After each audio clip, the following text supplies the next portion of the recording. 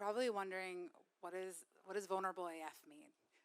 So Vulnerable AF is my community that I've been running for the past 5 years. So I love helping people create a space where being vulnerable AF is empowered and embraced. So today we're going to talk about how to facilitate brave conversations with your community. So, question for all of you. So raise your hand if you want to create a community where people feel safe to connect more meaningfully. Awesome. Yeah, I've assumed that. Raise your hand if you sometimes struggle with difficult conversations. And take a moment to look around the room, right? Yeah, you're not alone. Raise your hand if being vulnerable as a leader sometimes scares you. Yeah, take a look around the room too. So, I'm going to give you a little bit about who I am. That's me. I am a professional community leader. I'm a coach and a facilitator, and I help companies build impactful communities. And I also teach people how to create experiences that are centered around connection. I run a global event series called Vulnerable AF, and it's also my community, and it's also my coaching program that I lead, where I help people have difficult conversations with ease. And this space is a space to practice having vulnerable conversations and having real conversations. And I have ran this event all around the world. It started in New York in 2018 at a time when I did not feel comfortable being vulnerable. I had all these friends in different networks and different communities and different pockets, but I didn't have deep connections with anybody. I didn't feel like even though I had friends, I didn't feel deeply connected in the communities that I was a part of. And so I started something called Vulnerable AF, and at first it started with 6 people at a dinner table in New York. And then it turned into 15, 20, 25, 30, 40, 50, and it kept growing and growing. And then I have taken Vulnerable AF all around the world. I've taken it to Bali, Austin, Puerto Rico, Burning Man, New York, and other places too, online. And yeah, it's been a space to really practice having these kinds of conversations, because I think vulnerability, it's a muscle. It's something that you have to practice. It's a skill, right? So, what are we going to get into? Okay, so I'm going to just go over what we're going to go over today. So, I'm going to talk about how to create brave spaces for your community, right? And how to really facilitate those brave conversations inside of your community so that they feel safe, they feel empowered to be themselves, they feel comfortable taking off the mask. Then I'm going to show you 7 principles that I think every community leader needs to have in their pocket so that they could, be the kind of leader to create the parameters for these kind of conversations. And then I'm going to give you all a free gift at the end. All right, so let's do a quick exercise. So I want you to turn to the person next to you or behind you if you don't have a partner next to you, right? And you're going to just have a conversation. I want to know and share with each other what prevents you from being vulnerable, especially when you come to an event like this, a conference, or you're in a community. What are some things that prevent you from being vulnerable? Okay? And my invitation for you is to notice where you want to give advice, or you want to say, oh my God, yeah, me too. Let me tell you about this guy that I know, blah, blah, blah, right? Just notice that. Notice what happens inside of you when you're having a conversation, especially around this topic, okay? So turn to the person next to you, and you're gonna have 2 minutes. And I'm gonna tell you when we're up, okay? Does everybody have a partner? Yeah, everybody's good. And it's okay if you're a group of 3. Okay, so what are some things that prevent you from being vulnerable? Does anyone want to do just quick popcorn, anything that came up for you that you want to share? Yeah. I want to look good. You want to look good? I want to look good like I have everything together. Raise your hand if you can relate to that. Yeah. Me too. I don't have enough experience to be called a Anybody else? Yeah. How many of you, raise your hand if you feel less alone after having that conversation? Yeah, look around the room too. Yeah, it's so easy to, like think that, or I imagine, I know for me, like I think that I'm the only one who's having this experience, or like this thing is coming up, and I'm like, it must be me, right? And it's beautiful to come to spaces like this and to see, or we get the opportunity to connect and talk to each other, and we're like, oh wow, you too, right? So here's what I think a lot of community leaders face, or a lot of challenges that community leaders face. One, it's knowing how to have and manage difficult conversations effectively. Two, it's having a healthy relationship with your own vulnerability.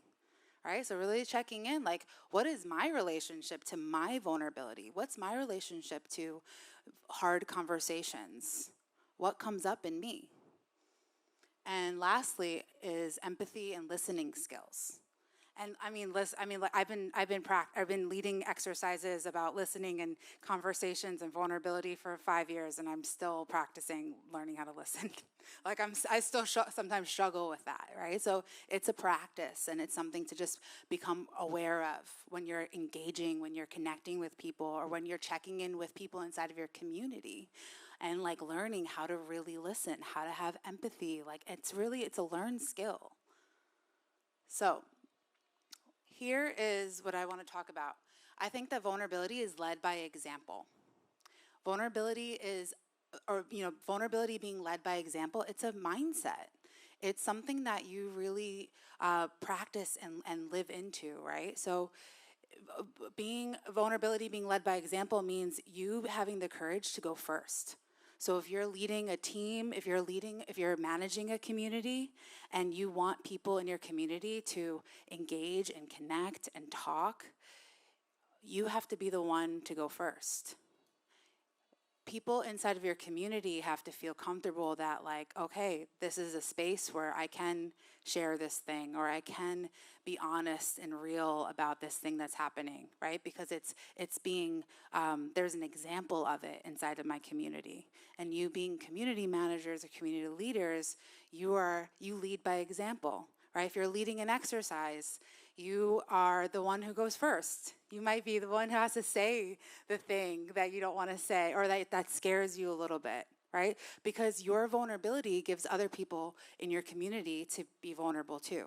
It gives other people permission to breathe and say, oh, wow, I thought I was alone, right? So it's that bravery and courage to say, I don't know, right? Or to admit to your own struggles, because I think that as leaders, which all of you are, I think it's scary to admit your own flaws or your own things that you have going on with you, because there's a myth that vulnerability is a weakness, right? Or like, if I show vulnerability as a leader, then that makes me that shows a sign of weakness, right? And I'm here to really dismantle that, or I want to create spaces that really dismantle that, because I think that vulnerability really is the thing that creates trust, right? So especially in leadership, it's the thing that empowers other people to go after you, right?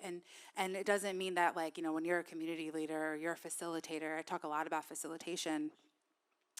You're not the guru, right? You're just the person who is creating the space and the parameters for people to be, in that community, right? Or you're creating the space for whatever wants to unfold, right?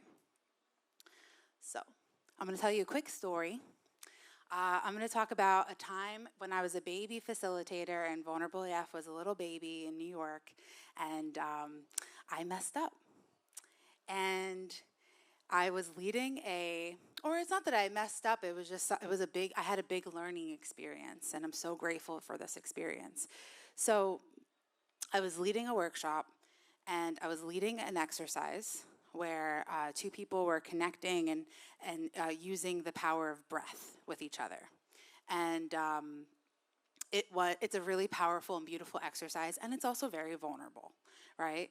And we go into the practice, and I see someone in in the event. He freezes, and I go up to him. I check in with him, and he's like, "Hey, I can't do this. I don't want to do this." And I'm like, "Okay, that's okay." And checked in with him, and he said, "Hey, I'm gonna go." I'm like, "Yeah, that's fine." And he left all good, but that happened, right? And I, as a facilitator, as a community leader, I imagine maybe some of you can relate that it's scary, or like that's like the worst. It feels like the worst thing in the world, right? When someone leaves, or someone doesn't want to be a part of your community, or someone doesn't want to be a part of your event, or when something difficult happens, or like they're like in this case, this person froze. He didn't feel comfortable doing this exercise, and I didn't know how to handle that, right? Or I was scared. I'm like, oh my God, did I do something? And so after that, I did a lot of reflection, and I thought about that experience. I thought about that event, and then a couple months went by, and I had done I really prioritized up leveling my facilitation skills, learning new practices, learning new skills, learning leadership skills, and I learned a lot. And I actually ran into that person later on. And him and we talked, and I actually, I shared some insights that I had found about myself as a leader, as a facilitator, during the last, since the last time I saw him. And he gave me feedback, and he said, yeah, actually, when we did that exercise, or just in that experience, I didn't trust you.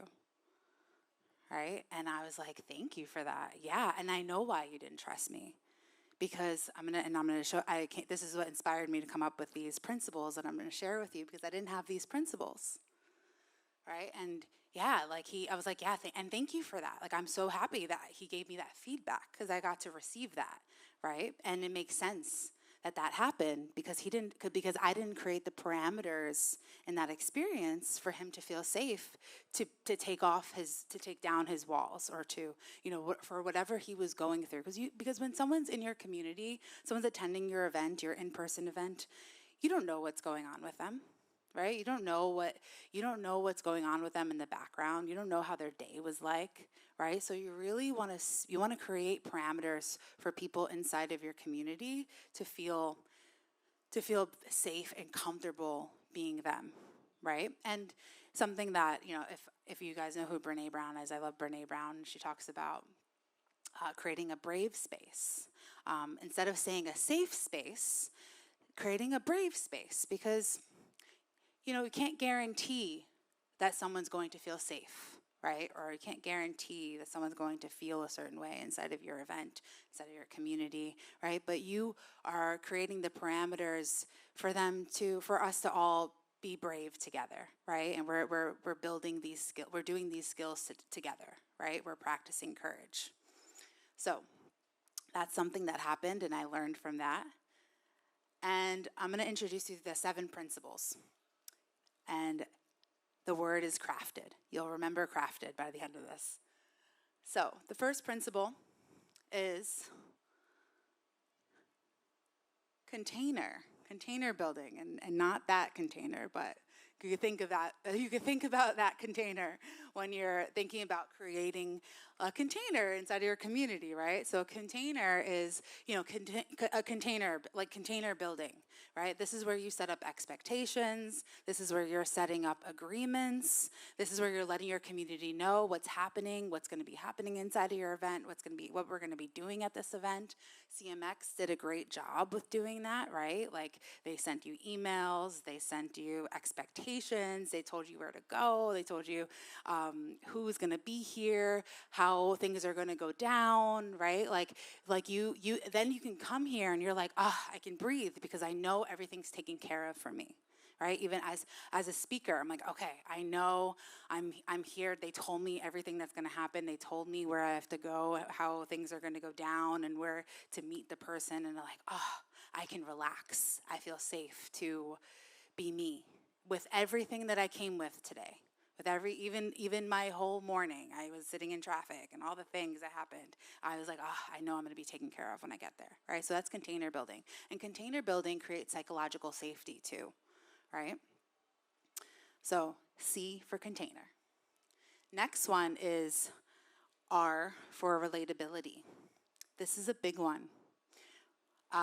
So relatability, being a leader who's relatable, right? That's so important. Creating a space where people know like who's in the room. Like for example, when I led that exercise, or when you guys had that opportunity to have a conversation, I had you look at everybody in the room, right? Because you get to see, oh yeah, there's other people here. Oh, I'm not alone in this. You create a space where people feel like they can relate, right? They can relate to each other, right? Or another example of that is like anybody else, right? If you want people to see who's in the room, that's how you can also create psychological safety.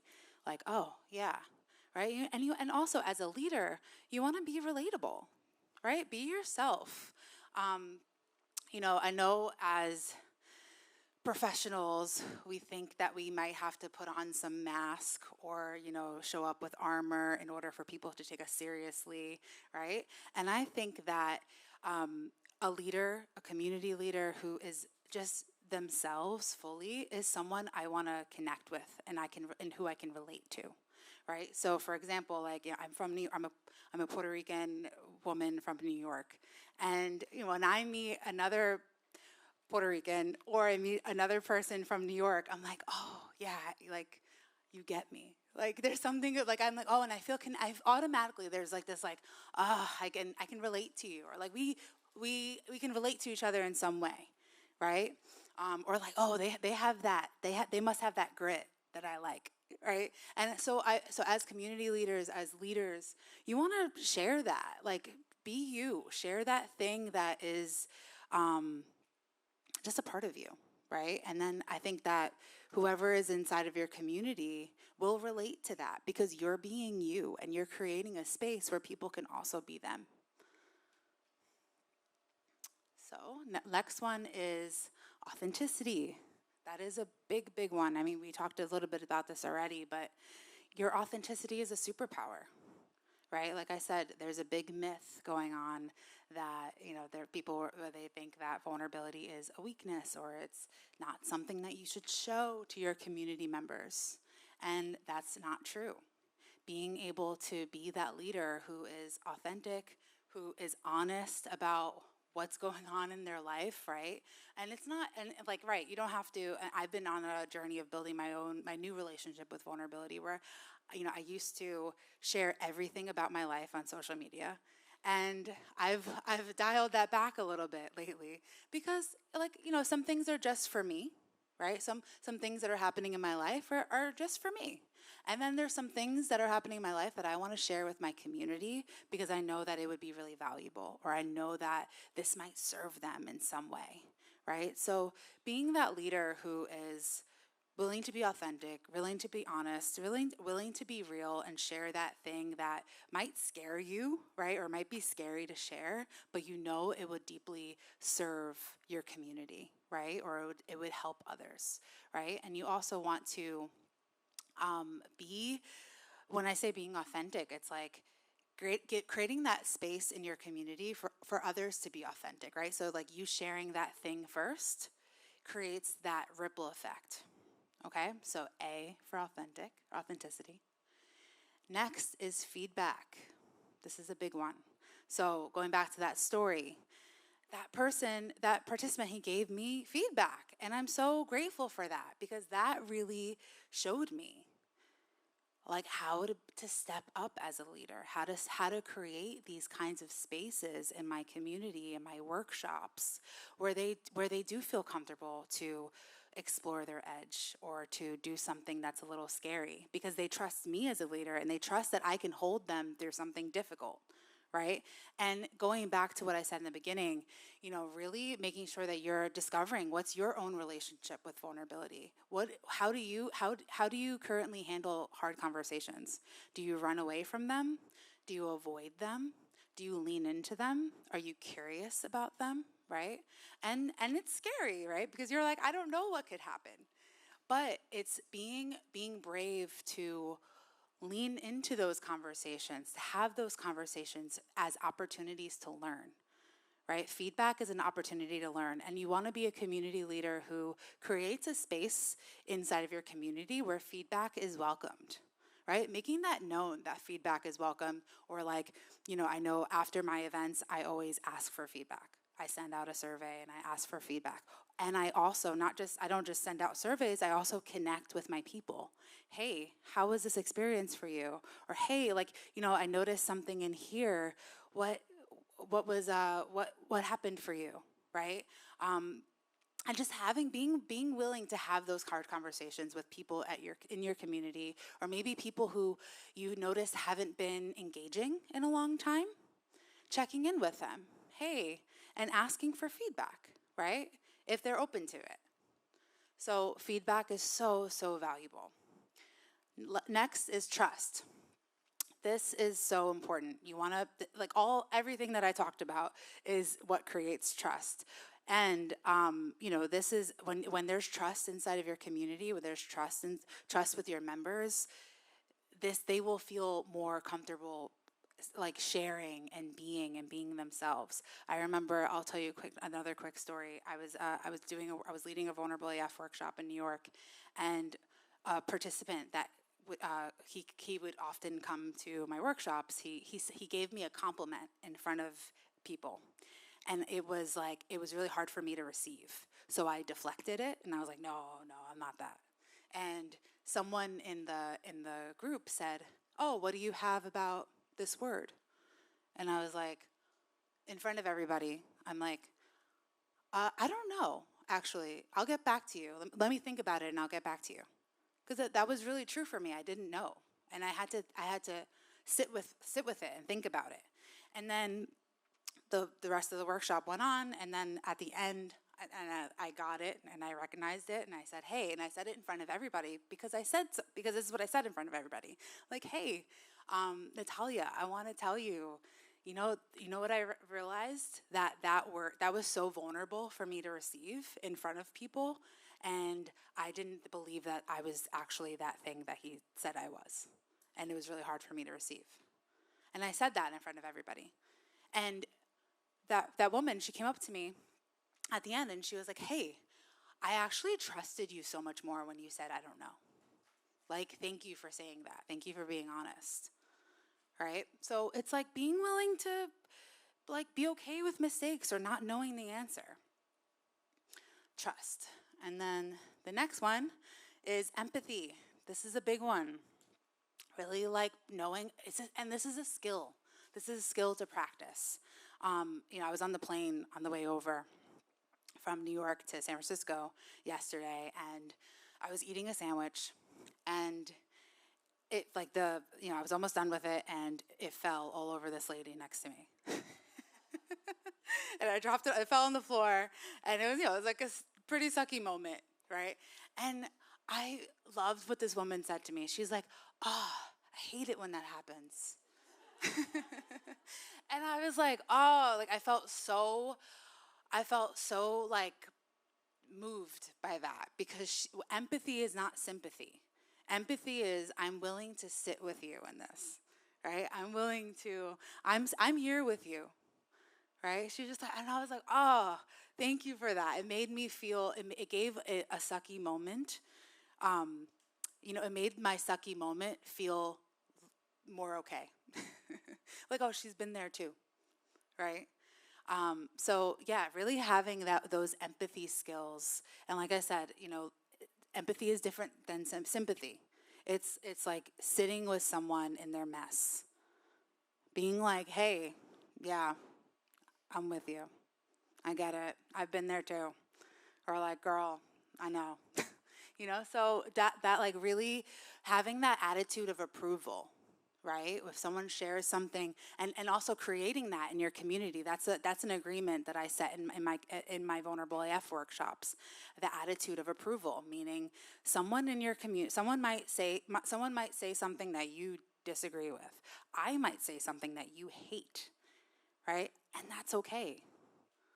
Like, let's try on the attitude of approval. Like, wow, I love that. Like, I would never do that, but I love that you do that, right? And you don't have to love it, but it's like, oh wow, like that's awesome. I've never done that before, or like that thing scares the crap out of me, but that's so brave that you do that, right? So having that attitude of approval and encouraging your community to have that too, right? Last is dialogue. Ooh, dialogue. Having dialogue with your community, building those relationships with your community, talking to them, having one-on-one conversations, facilitating those conversations in your community, right? So what that means is, sometimes I work with a company, and sometimes that I connect with people with each other.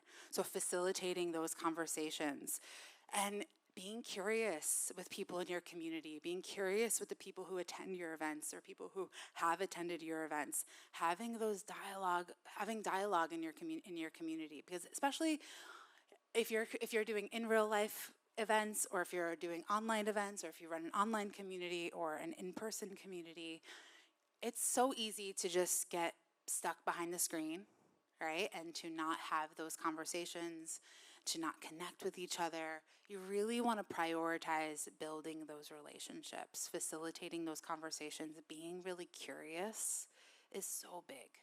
And that's what really creates the trust in your community, the relatability, right?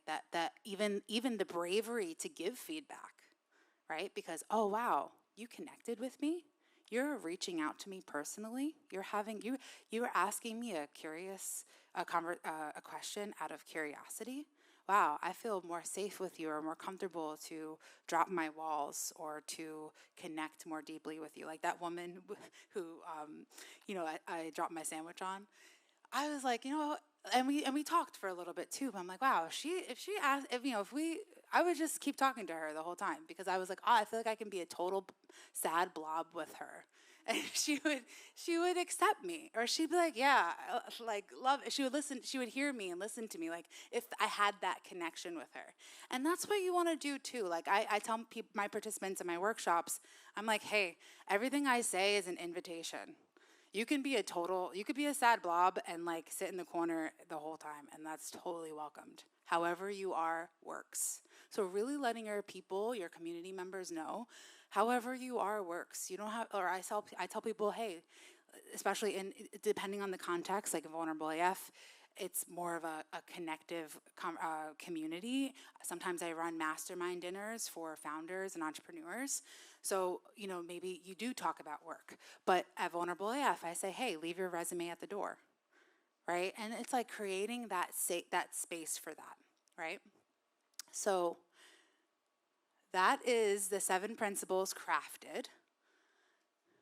So lastly, I'll leave you with, before we get into Q&A, being a brave community leader really requires your courage to go first, and the willingness to have those tough conversations, and the willingness to like really be you, right? Because people, as leaders, people follow you, right? And you have the opportunity to lead by example.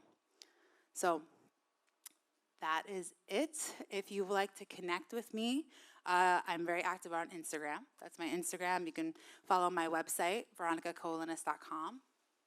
And I have a newsletter that I send out every week.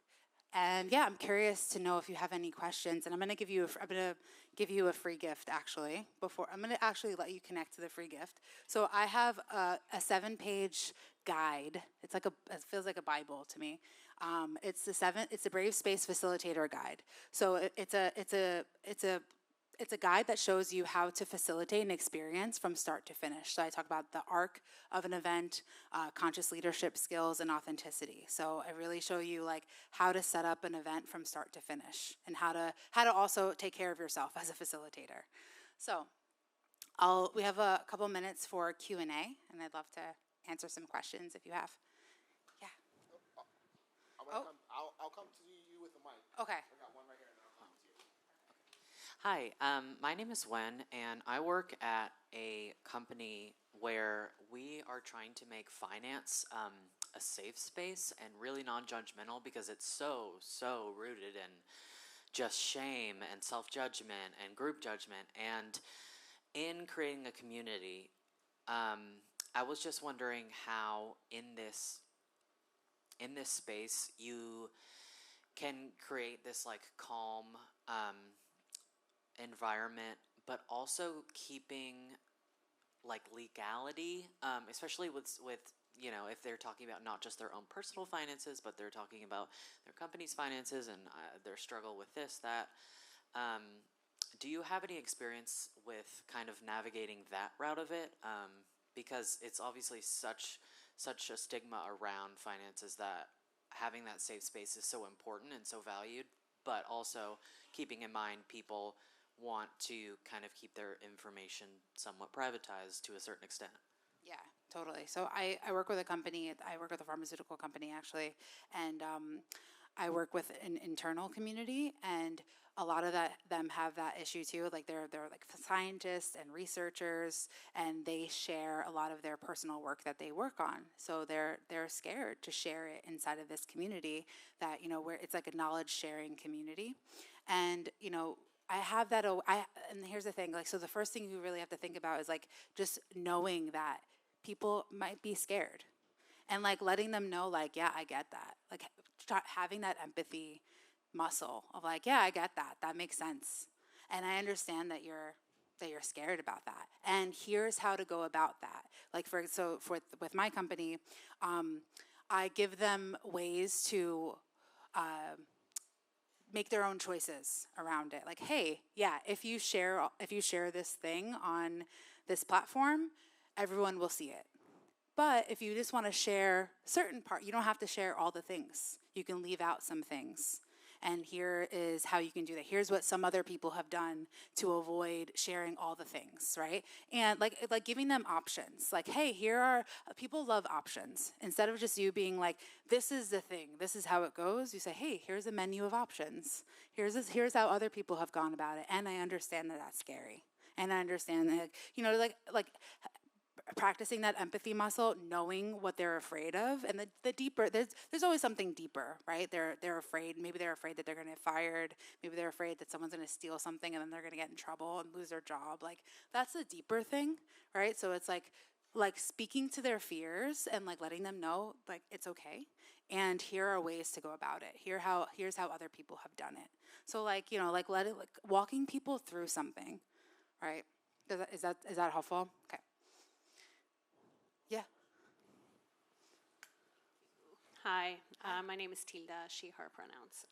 I was noticing, I think I listened to relatability, and then next was authenticity, and then like right around authenticity, I noticed myself having a reaction and was wondering like, what's going on with me? Why do I feel frustrated, irritated? And I think it's because I work in predominantly white institutions in DEIB, diversity, equity, inclusion, belonging, and there's a white supremacy culture in which I work. And as a woman of color, as an immigrant woman of color, like that, relatability, authenticity sounds really nice, and it's risky. It's not as well accepted when it's coming from people with different identifiers. So I don't know what the question is, other than like, how do you grapple with that tension of wanting to be relatable and authentic, and being aware that when you are those things, you are those things in white supremacy culture. Yeah, thanks for bringing that. First thing I can say is, yeah, like that.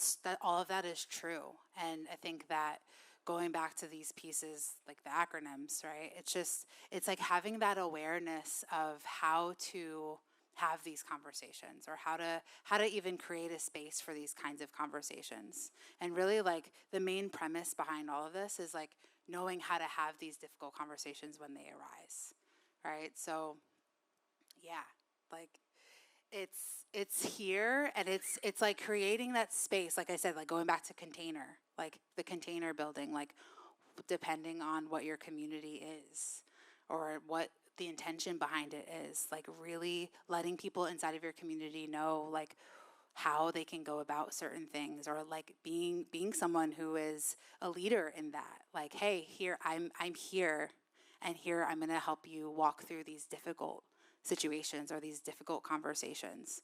Thank you. Thanks, everyone.